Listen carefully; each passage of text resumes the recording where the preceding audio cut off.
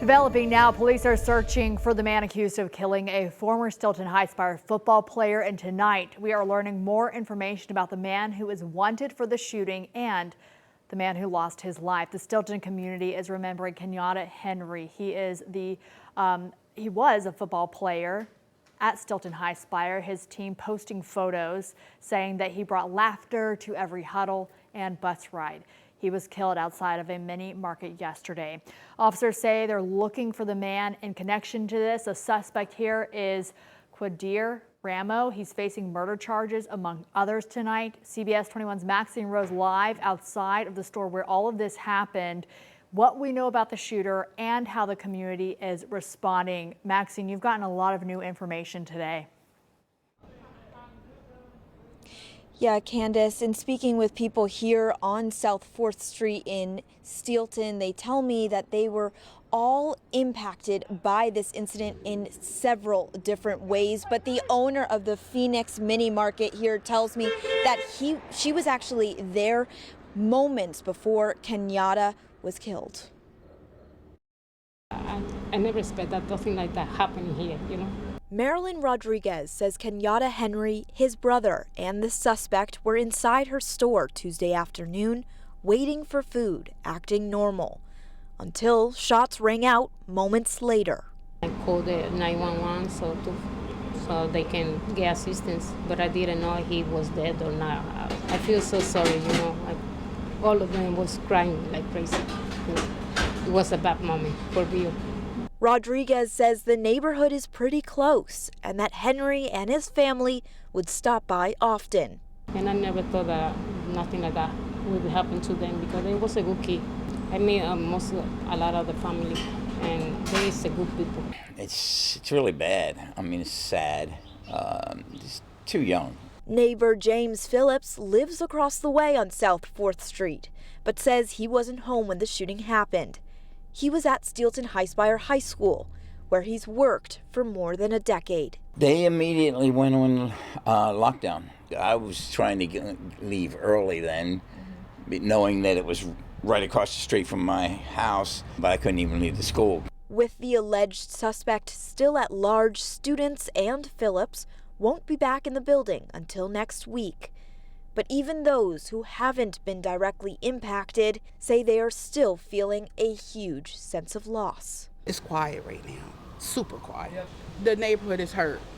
This is sad, this is hurt. Let's not be killing each other. One is enough. Enough is enough.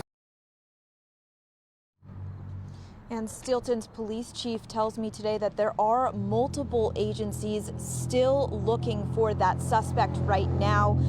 They also say that the alleged suspect is facing several charges, including first-degree murder and former felon in possession of a firearm.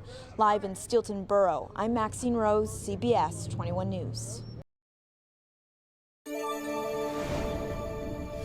Steelton Police and the Dauphin County District Attorney's Office now looking for the man you see on your screen. This is 23-year-old Quadir Rameau. They say that he is the man responsible in yesterday's shooting that left one person dead and another hurt. $2,000 now being offered to whoever can help police find him.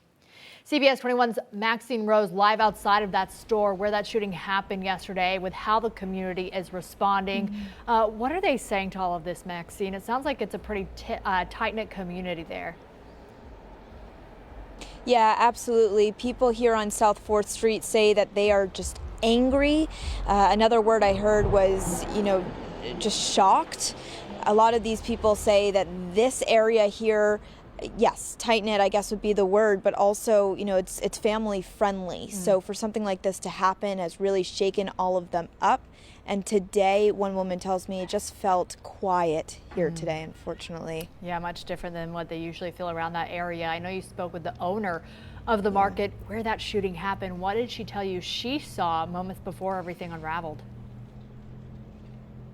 Today, Candace, she just broke down into tears telling me what had happened. She says that Kenyatta Henry, who unfortunately was shot and killed yesterday, was with his brother and the suspect inside the mini market. She said she saw them having a conversation, waiting for food. Everything really seemed normal until moments later when they left, and then the shots rang out. And she was there outside, calling 911. And saw as neighbors really came in to check in on everybody. It's just tragic. Wow, incredible. Okay, you spoke with another neighbor too who works at Steelton High Spire High School, where Kenyatta Henry used to play football. What is he saying about all of this? Well, today we were able to talk with him because he actually lives in this neighborhood here. So it was a shock for him to say, I work in the cafeteria there. That's where I was actually the day of the shooting. He told us about that whole experience. Of course, we've seen all of the alerts from Steelton High Spire High School and the district just talking about kind of the lockdown, but to hear from his perspective, hearing from a coworker, a shooting has happened in, this neighborhood here, and he couldn't get out to come back home and see what was going on.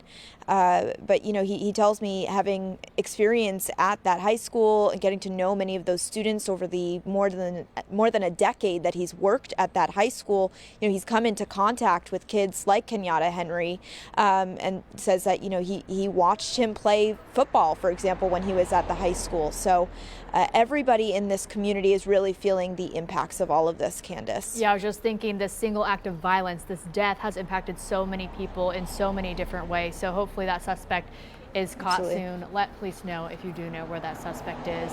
Thank you, Maxine.